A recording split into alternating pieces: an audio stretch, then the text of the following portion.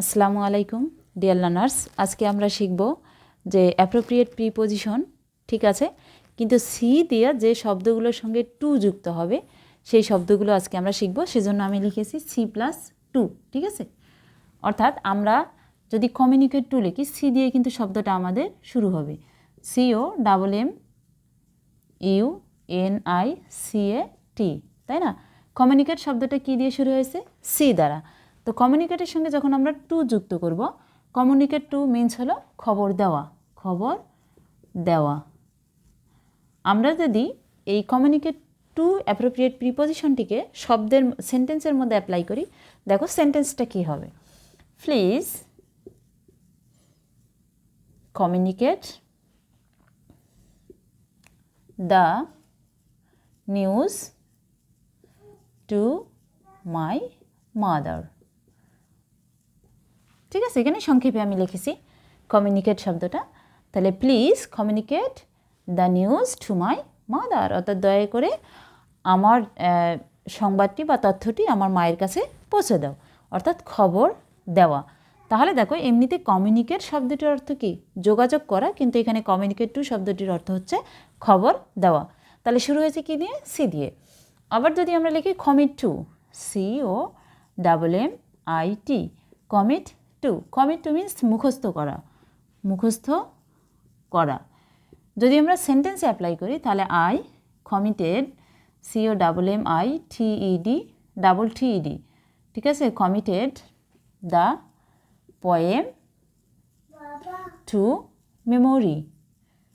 I committed the poem to memory. তাহলে I committed the poem to memory মানে আমি কবিতাটি কী করেছিলাম? মুখস্থ করেছিলাম, তাই না? তাহলে কমিট টু।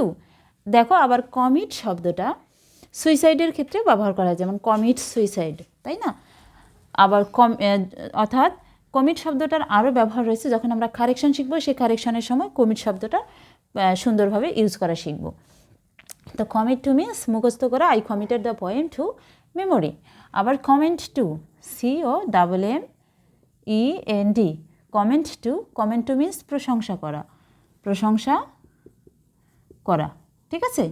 তাহলে হি কমেন্ডেড, COMMENDED, কমেন্ডেড, I commended the book to me. He commended the book to me. দেখো, প্রশংসা করা, হি কমেন্ডেড, সে প্রশংসা করেছিল, দ্য বুক টু মি, অর্থাৎ সে আমার কাছে বইটির প্রশংসা করেছিল। তাহলে কমেন্ডের সঙ্গে যখন টু যুক্ত হবে, এটা কিন্তু কমেন্টস না, তাই না? এমনিতে কমেন্টস, যেমন আমরা যখন কারো ভিডিও দেখে আমরা কমেন্টস করি ভালো না মন্দ, তাই না?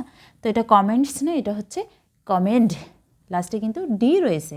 তাহলে কমেন্ডের সঙ্গে যখন টু হবে তখন সেটার অর্থ হবে প্রশংসা করা। He commended the book to me. Common to, common to. Common to শব্দটির অর্থ হচ্ছে সাধারণ, যেমন death is common to all, অর্থাৎ মৃত্যুটা সকলের কাছেই সাধারণ। Death is common to all, তাই না? কমপ্লেন টু আবার অ্যাগেনস্টও হতে পারে। কমপ্লেন টু আবার অ্যাগেনস্টও হতে পারে, তবে সেটা সেন্টেন্সের স্ট্রাকচারের উপর নির্ভর করবে। অর্থাৎ এটার অর্থ হলো কারো কাছে অভিযোগ করা, আবার কারো বিরুদ্ধে অভিযোগ করা। যদি কমপ্লেনের সঙ্গে টু ব্যবহার করো তাহলে কারো কাছে, আর কারো বিরুদ্ধে যখন তুমি অভিযোগ করবে তাহলে অ্যাগেনস্ট। যেমন আমরা দিতে পারি, the teacher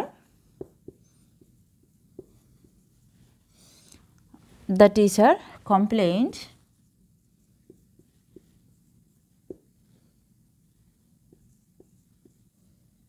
to the principal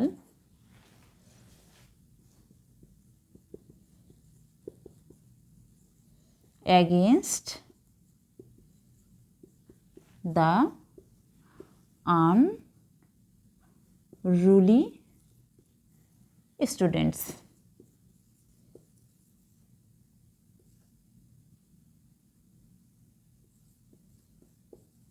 ঠিক আছে, দ্য টিচার কমপ্লেইন্ড, অর্থাৎ শিক্ষক কমপ্লেন্ট করলেন টু দ্য প্রিন্সিপাল, প্রিন্সিপালের কাছে, এই যে কারো কাছে, কমপ্লেন টু কারো কাছে, অ্যাগেনস্ট দ্য আনরুলি স্টুডেন্ট, এই যে অ্যাগেনস্ট মানে কি বিরুদ্ধে, আনরুলি স্টুডেন্টস অর্থাৎ যারা বেপরোয়া টাইপের স্টুডেন্ট, আনরুলি মানে কোনো নিয়ম কানুন মেনে চলে না, সেই ধরনের স্টুডেন্টসদেরকে বলা হয় আনরুলি, তাই তো।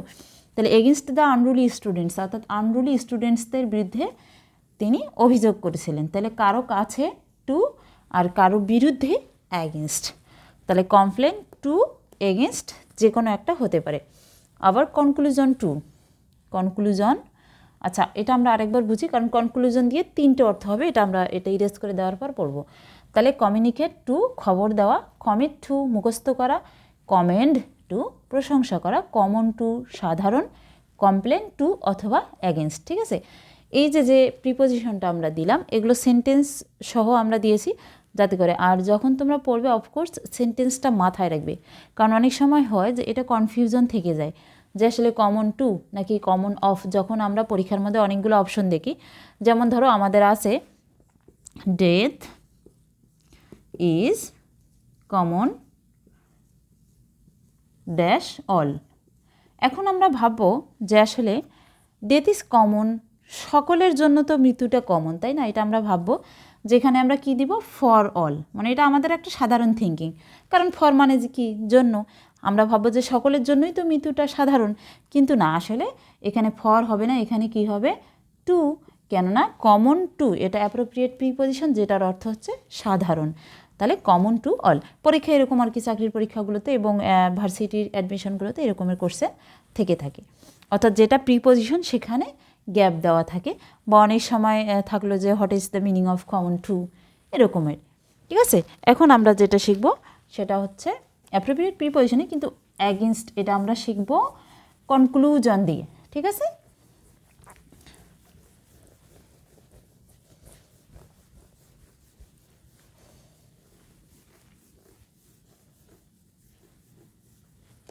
যেমন আমরা কনক্লুজন শব্দটার তিনটা অর্থ পাবো। কনক্লুজন টু, কনক্লুজনের সঙ্গে যখন টু থাকবে সেটার অর্থও হবে উপসংহার, উপসংহার।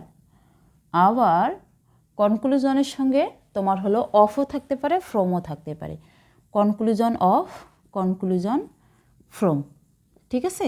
দেখো আমরা সেন্টেন্সগুলো দেখলে বুঝতে পারবো যে কখন to of from. This is the conclusion to the story. আবার people clapped, CLAPPED, clapped at the conclusion of the meeting.